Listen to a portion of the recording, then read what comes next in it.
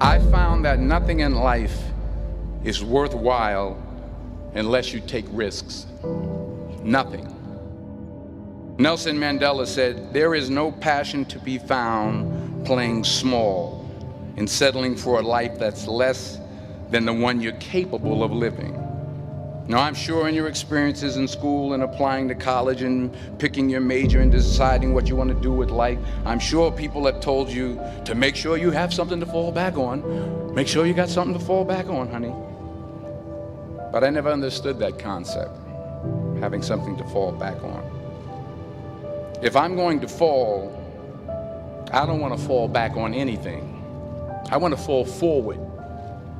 I figure at least this way I'll see what I'm going to hit. Without consistency, you'll never finish. So do what you feel passionate about. Take chances. Don't be afraid to fail. There's an old IQ test, was 9 dots, and you had to draw 5 lines with a pencil within these 9 dots without lifting the pencil. The only way to do it was to go outside the box. Don't be afraid to think outside the box. Don't be afraid to fail big, to dream big. But remember, dreams without goals are just dreams.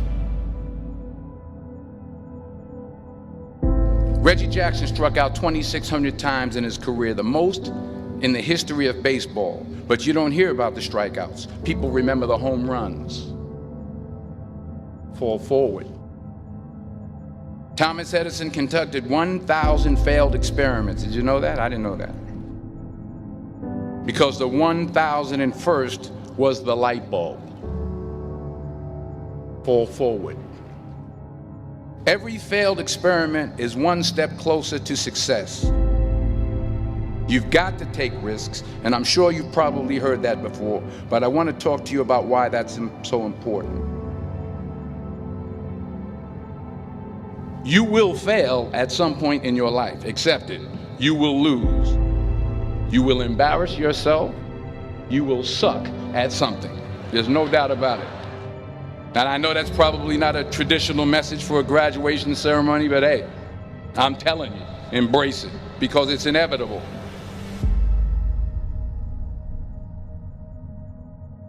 In the acting business, you fail all the time. Early on in my career, I auditioned for a part in a Broadway musical. Perfect role for me, I thought, except for the fact that I can't sing. I didn't get the job. But here's the thing. I didn't quit. I didn't fall back. I walked out of there to prepare for the next audition, and the next audition, and the next audition. I prayed. I prayed. And I prayed. But I continued to fail, and fail, and fail. But it didn't matter, because you know what? There's an old saying, you hang around the barbershop long enough, sooner or later you're going to get a haircut. So you will catch a break, and I did catch a break. Last year, I did a play called Fences on Broadway.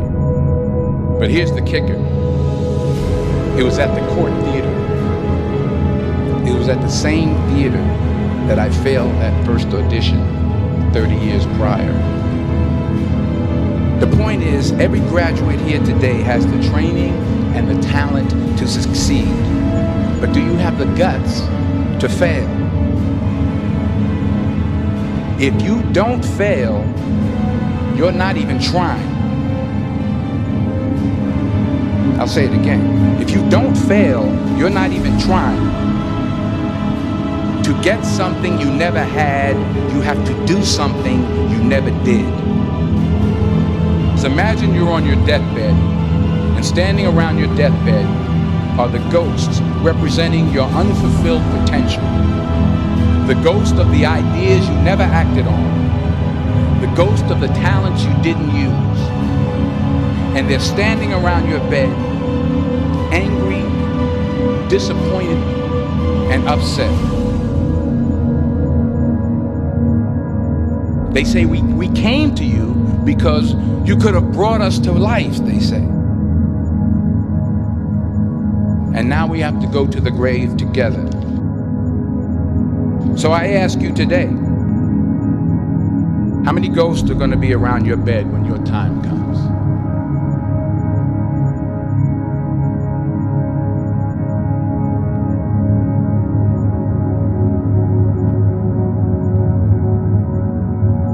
I just got back from South Africa. It's a beautiful country, but there are places there with terrible poverty that need help.